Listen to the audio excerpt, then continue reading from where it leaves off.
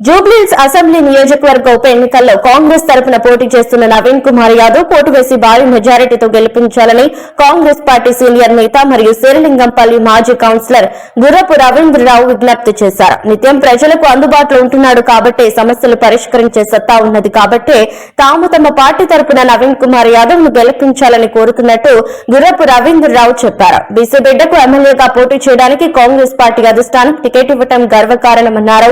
అదేవిధంగా రాష్ట్ర ప్రభుత్వ పథకాలు కూడా రేవంత్ రెడ్డి ముఖ్యమంత్రి నాయకత్వంలో బ్రహ్మాండంగా అమలు జరుగుతున్నాయి కూడా అని చెప్పారు.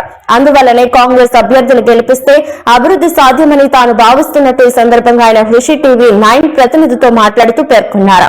10 సంవత్సరాలు కేసీఆర్ చేశారని, మార్పు అవసరమని, ఇప్పుడున్న వారికి కూడా కొంత సమయం ఇవ్వాలని సందర్భంగా ఓటర్ల దృష్టికి తెచ్చారు.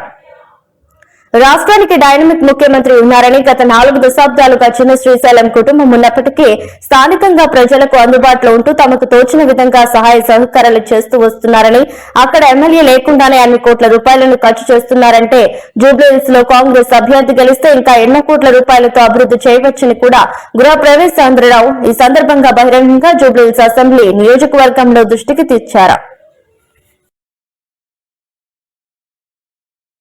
నవీన్ యాదవ్ గారిని అత్యధిక మెజారిటీతో గెలిపించబోతున్నారని స్పష్టంగా తెలుస్తోంది. మన జూబ్లీహిల్స్, మన నవీన్ అన్న, చెయ్యి గుర్తుకే ఓటేద్దాం, అభివృద్ధిని కొనసాగిద్దాం.